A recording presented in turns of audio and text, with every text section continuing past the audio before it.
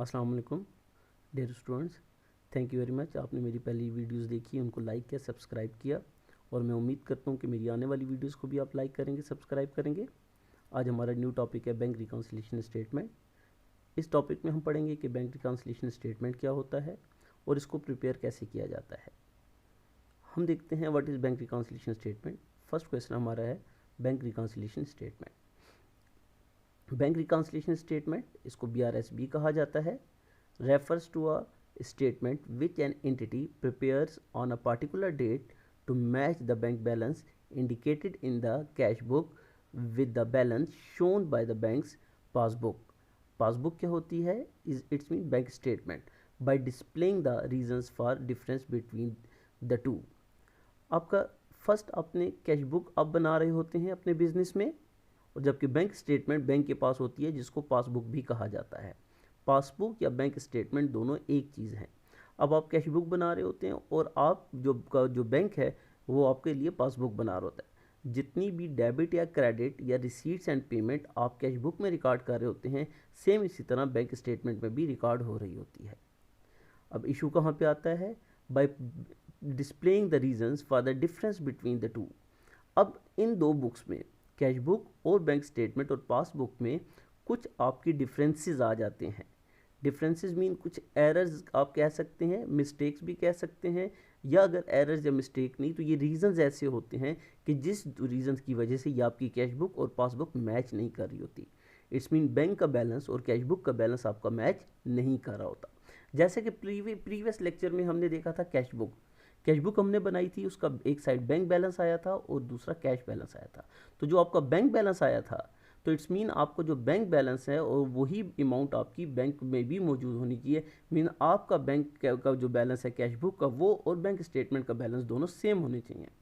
लेकिन अगर वो जो दोनों सेम नहीं होते तो उसका रीज़न्स क्या है, वो डिफरेंस क्यों आ रहा है, वो रीज़न्स, ये तमाम रीज़न्स होते हैं जिसकी वजह से आपकी ये दो बुक्स आपस में मैच नहीं कर रही होती। सिंपल सी बात, बैंक रिकॉन्सिलिएशन स्टेटमेंट हम क्यों बनाते हैं कि जब आपकी कैश बुक और आपकी पासबुक आपस में मैच नहीं कर रही होती, इन दोनों बुक्स के बैलेंसेस आपस में मैच नहीं कर रहे होते, तो हम देखते हैं कि हमारे ये रीज़न्स क्या हैं, वो कौन सी ऐसे रीज़न्स, वो कौन सी ऐसी वजूहात हैं जिसकी वजह से ये आपका दोनों बुक्स मैच नहीं कर रही। और वो रीज़न्स कौन कौन से हैं? अनप्रेजेंटेड चेक्स, कि आपने कुछ चेक्स अभी तक प्रेजेंट नहीं किए, नॉट क्रेडिटेड चेक्स, या अनक्लियर्ड या नॉट क्रेडिटेड, आपके कुछ चेक्स अभी तक क्रेडिट नहीं हुए, या अनक्लियर्ड या क्लियर्ड अभी तक नहीं हुए, डिसऑनर्ड चेक, आपका कोई चेक डिसऑनर हो चुका है, क्रेडिट बाय द बैंक, कुछ ट्रांजैक्शन बैंक डायरेक्ट क्रेडिट कर देता है आपकी अमाउंट में, आपके बैंक अकाउंट में वो डिपॉजिट हो जाते हैं, लेकिन आपको तब तक पता नहीं चलता जब तक आपके पास बैंक स्टेटमेंट नहीं आती। तो direct credit by the bank, debited by the bank, ये भी ऐसे ही है कि डेबिटेड बाय द बैंक, आपका बैंक डेबिट कर देता है कुछ ट्रांजैक्शंस को, आपको पता नहीं चलता। जैसे कि बैंक चार्जेस है, बैंक चार्जेस या डेबिटेड बाय द बैंक, कभी आपको क्वेश्चन में डेबिटेड बाय द बैंक लिखा हुआ आएगा और कभी बैंक चार्जेस, तो दोनों सेम होते हैं। मीन कि बैंक आपकी किसी अमाउंट को डेबिट कर देता है और आपको उस वक्त पता चलता है जब आपके पास पासबुक या बैंक स्टेटमेंट आती है। जब तक आपके पास बैंक स्टेटमेंट नहीं आती तो आपको नहीं पता चलता कि बैंक ने आपके चार्जेस को डिडक्ट किया है। आउटस्टैंडिंग चेक्स, तो इट्स मीन कि आपके ये आउटस्टैंडिंग चेक्स हैं, अभी तक ये चेक आपके क्लियर नहीं हुए, आपने बैंक में डिपॉजिट तो किए हैं लेकिन ये अभी तक क्लियर नहीं हुए। ऐसे तमाम चेक्स को आउटस्टैंडिंग चेक्स कहा जाता है कि 30th तक आपके ये चेक क्लियर हो जाने चाहिए थे, लेकिन अभी तक ये चेक क्लियर नहीं हुए। तो इसको नॉट क्लियर्ड भी कहा जाता है, अनक्लियर्ड भी कहा जाता है। और अनप्रेजेंटेड वो चेक जो आपने तो इशू कर दिए लेकिन वो अभी तक बैंक में प्रेजेंट नहीं हुए। आपने अपने जो आपके कस्टमर्स थे या आपने जिसको चेक इशू किया, अकाउंट्स पेबल थे, आपने उसको चेक दे दिया लेकिन अभी तक वो चेक बैंक में प्रेजेंट नहीं हुआ, तो आपकी कैश बुक से तो वो अमाउंट आपने लिख चुके होते हैं कि ये हमारी अकाउंट बैंक से चली गई है, लेकिन अभी तक जब बैंक में ये चेक प्रेजेंट ही नहीं हुआ तो बैंक ने इसकी पेमेंट नहीं की। तो इस वजह से आपका जो बैंक स्टेटमेंट है वो आपकी कैश बुक के साथ टैली नहीं कर रही होती। कि आपने कहा फॉर एग्जाम्पल 100 रुपीज़ का आपने चेक एक आपने अकाउंट्स पेबल को दे दिया, लेकिन वो अभी तक 30th तक वो बैंक लेके ही नहीं गया, वो चेक अभी तक उसने प्रेजेंट ही नहीं किया, लेकिन आपकी कैश बुक के मुताबिक वो 100 रुपीज़ आपके बैंक से जा चुके हैं, लेकिन बैंक में अभी तक वो 100 रुपीज़ वो चेक अभी तक प्रेजेंट नहीं हुआ, बैंक ने अभी तक इसकी पेमेंट नहीं की है। नॉट क्रेडिटेड, इट्स मीन कि नॉट क्रेडिट, अभी तक आपने कोई चेक बैंक में जमा करा दिया था, आपने कहा ये चेक मुझे रिसीव हो गया है, लेकिन अभी तक बैंक ने इसको क्रेडिट नहीं किया, तो बैंक की स्टेटमेंट में अभी तक ये चेक रिकॉर्ड नहीं हुआ, बैंक ने इसको अभी तक रिसीट में नहीं डाला, बैंक ने अभी तक इसको रिसीव नहीं किया। ये चेक देखिए डिसऑनर्ड मीन कि आपने ये चेक रिसीव कर लिया, तो आपने अपनी रिसीट साइड पे लिख दिया कि ये चेक की पेमेंट हमें रिसीव हो चुकी है, लेकिन बैंक ने इसको डिसऑनर कर दिया कि इट्स मीन कि अभी तक बैंक ने इसको क्लियर नहीं किया। बैंक ने जब इसको क्लियर नहीं किया, आप तो अपनी रिसीट साइड पे रिकॉर्ड कर चुके थे, लेकिन बैंक ने इसको भी अपनी रिसीट साइड पे रिकॉर्ड नहीं किया, क्योंकि किसी भी एरर की वजह से, किसी भी मिस्टेक की वजह से वो चेक आपका डिसऑनर्ड हो गया है। लेकिन आपकी कैश बुक में तो ये बैलेंस आ रहा होगा कि ये पैसे हमें रिसीव हो चुके हैं, लेकिन अभी तक बैंक स्टेटमेंट में ये रिसीव नहीं हुए। Same credited by the bank, आपकी अमाउंट बैंक ने क्रेडिट कर दी, लेकिन अभी तक आपने क्रेडिट नहीं की, इसको आपने अभी तक इसको क्रेडिट नहीं किया है। Debited by the bank, bank ने इसको डेबिट कर दिया है, बैंक ने इसकी पेमेंट कर दी है, लेकिन अभी तक आपने इसको पेमेंट नहीं रिकॉर्ड किया, क्योंकि आपको तब पता चलेगा जब बैंक स्टेटमेंट आपके पास आएगी। इसी तरह बैंक चार्जेस भी तब आपको पता चलता है जब आपकी बैंक स्टेटमेंट आपके पास आती है। आउटस्टैंडिंग चेक्स, इट्स मीन कि आपने ये चेक रिसीव कर लिए थे, आपने लिख दिया कि हमारे पास ये चेक रिसीव हो चुके हैं, लेकिन अभी तक बैंक के पास ये आउटस्टैंडिंग है कि बैंक ने अभी तक इसको क्रेडिट नहीं किया, बैंक ने अभी तक इसकी पेमेंट रिसीव नहीं की है। जब बैंक रिकॉन्सिलिएशन बनाने से पहले हम एक छोटा सा फॉर्मेट बना लेते हैं कि ये जो चीज़ें ये आप इनको रिकॉर्ड कहाँ कहाँ करेंगे। देखिए, आपने बैंक रिकॉन्सिलिएशन स्टेटमेंट से पहले आपके पास दो बुक्स होती हैं, एक को कैश बुक कहा जाता है, एक को पासबुक या बैंक स्टेटमेंट कहा जाता है। इसको डिपॉजिटर रिकॉर्ड भी कहा जाता है, कैश बुक को डिपॉजिटर रिकॉर्ड भी कहते हैं, और पासबुक को बैंक स्टेटमेंट भी कहा जाता है। इसकी ये डेबिट साइड है, इसकी क्रेडिट साइड है, ये इसकी डेबिट साइड और इसकी क्रेडिट साइड। इसकी जो डेबिट साइड है ये रिसीट साइड होती है, जो क्रेडिट साइड है ये पेमेंट साइड होती है, और इसकी जो डेबिट साइड है वो आपकी पेमेंट साइड होती है, और पासबुक की जो क्रेडिट साइड है ये आपकी रिसीट साइड होती है। ये दोनों एक दूसरे के अपोजिट हैं। एक्चुअली ये क्यों अपोजिट है, इसका एक बेसिक रीज़न है। देखिए, ये आप जब कैश जो बैंक में जमा करा रहे होते हैं तो एक्चुअल वो कैश की लाइबिलिटी होती है, तो जब वो लाइबिलिटी होती है तो उसको पे करनी होती है, इस वजह से वो इन चीज़ों को आप जो डेबिट करते हैं एक्चुअल वो उसको क्रेडिट करता है, और जब जो चीज़ आप क्रेडिट करते हैं वो उसको डेबिट करता है, क्योंकि जब आप बैंक में पैसे डिपॉजिट करते हैं तो आपसे तो पैसे जा रहे हैं, लेकिन बैंक की लाइबिलिटीज़ इंक्रीज़ हो रही, क्योंकि आपको बैंक ने ये पैसे रिटर्न भी करने हैं, और बैंक से जब ये पैसे कम हो जा रहे होते हैं, जब आप विड्रॉ कर रहे होते हैं तो बैंक की लाइबिलिटीज़ कम हो रही होती है, तो उसको डेबिट करता है। लेकिन हम जिस चीज़ को कम हमसे कम हो रहा है हम उसको चीज़ को क्रेडिट करते हैं। तो इट्स मीन कि दोनों की ट्रांजैक्शन सेम होती हैं, सिर्फ बैंक इसको एक लाइबिलिटी कंसिडर करता है और हमारा ये एसेट होता है, हमारा ये एसेट होता है और बैंक की ये लाइबिलिटीज़ होती हैं। जब हमारे पास एसेट इंक्रीज़ होता है तो हम डेबिट करते हैं, जब डिक्रीज़ होता है तो वो क्रेडिट करते हैं। बैंक की लाइबिलिटीज़ होती है जब हम पैसे जमा करा रहे होते हैं, अपने पैसे बैंक अकाउंट में जमा करा रहे होते हैं, डिपॉजिट हो रहे होते हैं, तो इट्स मीन बैंक की लाइबिलिटीज़ इंक्रीज़ हो रही होती हैं, क्योंकि बैंक ने ये पैसे आपको रिटर्न करने हैं, और जैसे जैसे बैंक आपको पे कर रहा होता है तो उसकी लाइबिलिटीज़ कम हो रही होती है, इसलिए वो उसको डेबिट करता है। तो इसकी रिसीट साइड, ये इसकी पेमेंट साइड, ये इसकी पेमेंट साइड और ये इसकी रिसीट साइड। आउटस्टैंडिंग चेक्स हमेशा आपकी रिसीट साइड पे आता है, क्योंकि ये चेक आप तो रिसीव कर चुके होते हो लेकिन अभी तक बैंक ने रिसीव नहीं किया। अनकलेक्टेड चेक्स, ये भी आपको डेबिट साइड रिसीट साइड पे आता है कि आपने तो इसको कलेक्ट कर लिया है लेकिन बैंक ने अभी तक इसको कलेक्ट नहीं किया, इसलिए अनकलेक्टेड चेक हमेशा आपका कैश बुक की रिसीट साइड पे आएगा। डिसऑनर चेक भी कि आप तो चेक रिसीव कर चुके होते हो लेकिन बैंक ने यहाँ पे अभी तक रिसीव नहीं किया, इसलिए ये यहाँ पर डिसऑनर चेक भी रिसीट साइड पे आएगा। नॉट प्रेजेंटेड चेक, आपने अभी तक आपने यहाँ लिख दिया था, अपनी कैश बुक रिकॉर्ड कर चुके थे अपनी कैश बुक में कि ये पेमेंट हमें रिसीव हो चुकी है, लेकिन बैंक ने अभी तक इसको बैंक ने इसकी पेमेंट नहीं की। बैंक ने जब पेमेंट नहीं की, क्यों पेमेंट नहीं की, कि वो अभी तक बैंक में प्रेजेंट ही नहीं हुआ, इसको नॉट प्रेजेंटेड, अनप्रेजेंटेड कहते हैं। ये आपकी कैश बुक की क्रेडिट साइड पे आता है, unrepresented and not presented. Bank charges debited by the bank, ये आपकी कैश बुक पासबुक या बैंक स्टेटमेंट की डेबिट साइड पे या पेमेंट साइड पे आते हैं। Credited by the bank, cleared by the bank, collected by the bank, ये आपकी पासबुक या बैंक स्टेटमेंट की क्रेडिट साइड पे आते हैं। देखें, आपको क्वेश्चन में इस किस्म की ट्रांजैक्शन दी होती हैं और आपने उनको इस तरह रिकॉर्ड करना होता है। सबसे पहले कैश में बहुत सिंपल मेथड है, बहुत इजीली आप इसको सॉल्व कर सकते हैं। आपने सिर्फ बस ये देखना है कि आउटस्टैंडिंग चेक है तो कैश बुक की रिसीट साइड पे लिखना है, अनकलेक्टेड है तो आपने कैश बुक की रिसीट साइड पे लिखना है, डिसऑनर्ड है तो वो आपने कैश बुक की रिसीट साइड पे लिखना है। अगर नॉट प्रेजेंटेड या अनप्रेजेंटेड है तो वो आपने पेमेंट साइड पे लिखना है कैश बुक की। Bank charges debited by the bank, वो आपकी बैंक स्टेटमेंट में आपकी डेबिट साइड पे या पेमेंट साइड पे जाते हैं। और आपकी क्रेडिट साइड की पासबुक या बैंक स्टेटमेंट में credited by the bank, cleared by the bank and collected by the bank, वो आपकी पासबुक या बैंक स्टेटमेंट की क्रेडिट साइड पे चले जाते हैं। तो ये आपने बिल्कुल याद कर लेना है कि आपको ये पता होना चाहिए कि अगर आउटस्टैंडिंग आता है तो कैश बुक की डेबिट साइड पे या रिसीट साइड पे जाएगा, नॉट प्रेजेंटेड आता है तो ये क्रेडिट साइड पे जाएगा कैश बुक की, बैंक चार्जेस आता है या interest debited by the bank तो इस बैंक स्टेटमेंट में जाएगा डेबिट साइड पे, पेमेंट साइड पे, और अगर आपका रिसीट साइड पे क्रेडिटेड बाय द बैंक या cleared by the bank, collected by the bank आता है तो वो आपकी रिसीट साइड पे जाएगा, बैंक स्टेटमेंट की रिसीट साइड या क्रेडिट साइड पे। इसके बाद हमें क्वेश्चन सॉल्व करते हैं, लेकिन क्वेश्चन सॉल्व करने से पहले देखेंगे हमने लास्ट अपने लेक्चर में एक बैंक स्टेटमेंट बनाई थी, सॉरी कैश बुक बनाई थी। हमने ये जो कैश बुक बनाई थी ये हमने खुद बनाई थी और हमने कहा कि कैश बुक के 3 कॉलम्स होते हैं, कैश डिस्काउंट बैंक और कैश डिस्काउंटर बैंक। अब बैंक का बैलेंस कितना आया था 36,440। अब आपका ये बैलेंस था आपकी कैश बुक के मुताबिक, एज पर डिपॉजिटर रिकॉर्ड या कैश बुक के मुताबिक आपका बैलेंस है 36,440 रुपीज़, लेकिन ये बैंक के साथ मैच नहीं कर रहा। क्यों नहीं कर रहा, अब हम आगे देखते हैं। आपका बैलेंस था 36,440 डेबिट साइड का क्यों है कि ये देखें बैंक की आपकी जो डेबिट साइड थी 41,500 थी, उसमें से आपने आपकी क्रेडिट साइड बैंक की माइनस कर दी तो 36,440 आपका बैलेंस आ गया था। तो एक्चुअल डेबिट साइड ज़्यादा है तो आपने कहा ये डेबिट साइड का बैलेंस है 36,440। लेकिन जब बैंक स्टेटमेंट आपके पास आई, बैंक स्टेटमेंट में जो बैंक का बैलेंस था वो था 36,750 रुपीज़। अब आपका इन दोनों बुक्स में डिफरेंस आ रहा है, वो डिफरेंस क्यों आ रहे हैं, उसकी क्या रीज़न है, अब हम उसको आगे जाके सॉल्व करते हैं क्वेश्चन में।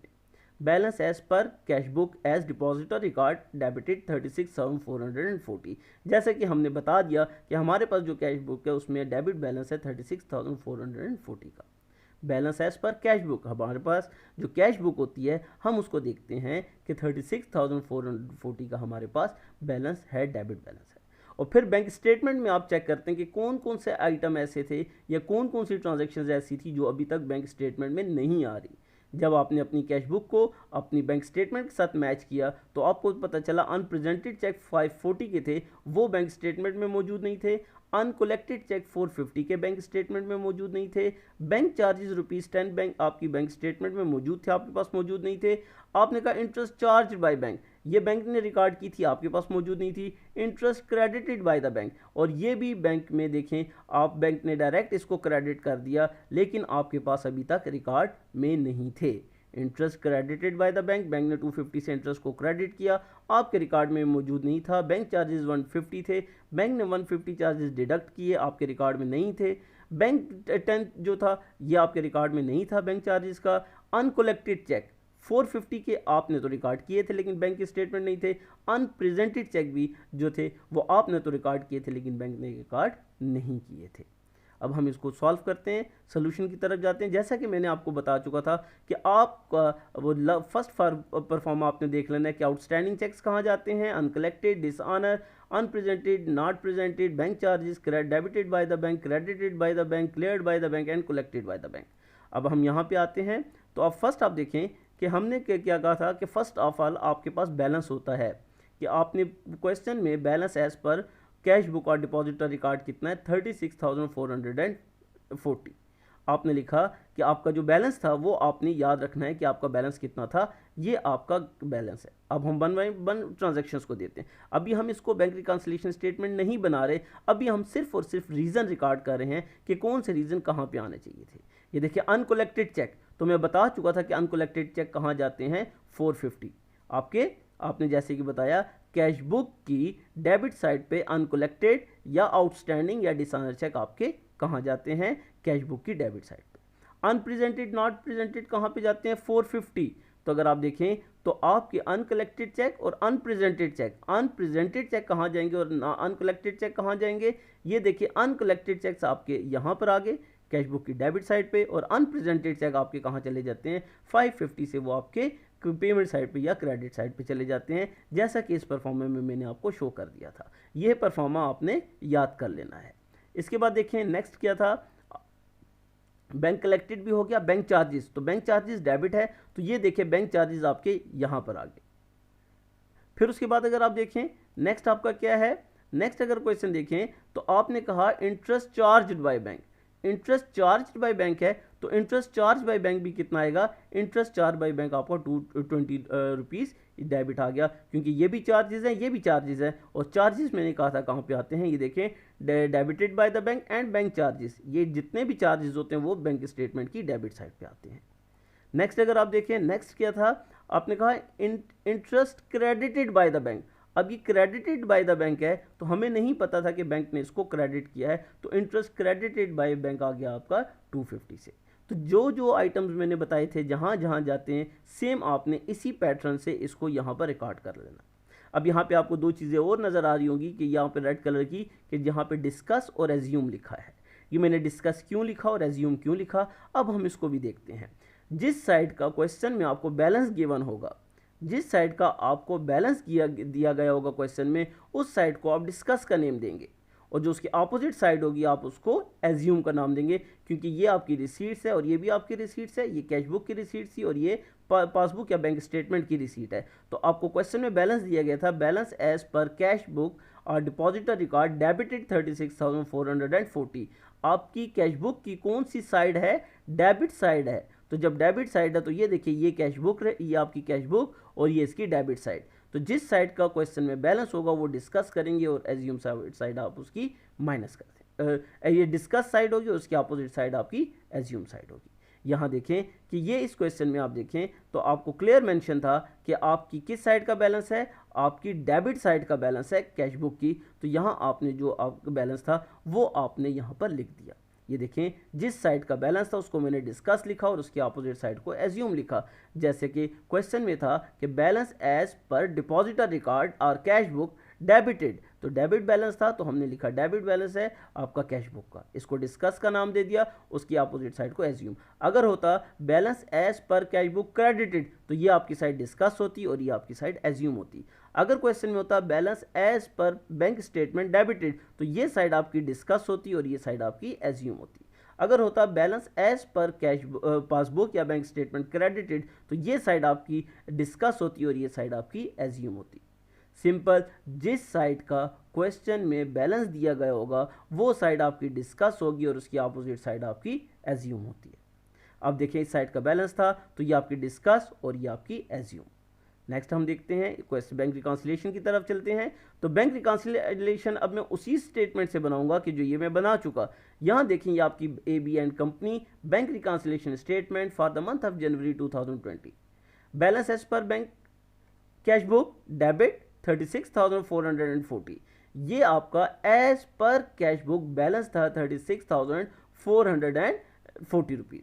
ये देखें, ये आपकी वो कैश बुक थी जिसमें आपका बैलेंस आया था, और ये आपकी बैंक स्टेट जो था आपका बैंक स्टेटमेंट का बैलेंस था जो कि मैच नहीं कर रहा था। यहाँ पर आपके बैंक ने आपने लिखा balance as per bank cash book 36,440। ये आपका कैश बुक का बैलेंस था, जबकि आपका बैलेंस कितना होना चाहिए था एज पर बैंक स्टेटमेंट 36,750। तो अब हम ये देखते हैं कि ये रीजंस क्या थे। अब हम अपनी कैश बुक को भी ठीक करते हैं कि हम बैंक स्टेटमेंट को तो कुछ छेड़ नहीं सकते क्योंकि वो एक्यूरेट होती है, वो ठीक होती है, हमने अपनी कैश बुक का रिकॉर्ड ठीक करना होता है, इसीलिए हम बैंक रिकॉन्सिलिएशन स्टेटमेंट बनाते हैं। अब यहाँ देखें, हमने लिखा balance as per cash book debited debit 36,440। अब देखें, हमने यहाँ बताया था कि ये साइड हमारी एज्यूम है और ये हमारी डिस्कस है। तो सिंपल सी बात, ये एज्यूम साइड पूरी की पूरी जो होती है ये आपने अपने क्वेश्चन से या आपका जो बैलेंस होता है उससे माइनस कर देना है। ये जो एज्यूम साइड गिवन है ये पूरी की पूरी आपने उसके साथ ये पूरी की पूरी आपने उसके साथ प्लस कर देना है। जो बैलेंस आपको गिवन होगा, फॉर एग्जांपल आपको ये बैलेंस गिवन था, इसके साथ आपने इसको ऐड कर देना है एज्यूम को। ये देखें, एज्यूम साइड में हमारे कौन कौन से आइटम थे, unrepresented 540 and interest credited by the bank 250। तो ये देखें, 540 एंड 250 को मैं बैलेंस के साथ ऐड कर रहा हूँ।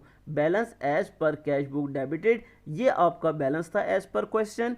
आपने कहा अनप्रेजेंटेड चेक्स कितने हैं 540, interest credited by the bank 250। तो ये देखें, ये आपकी एज्यूम साइड थी। तो ये आपके बैलेंस के साथ टोटली पूरा का पूरा ऐड हो जाएगा, और ये जो डिस्कस साइड है ये आपने अपने बैलेंस से माइनस कर देना है।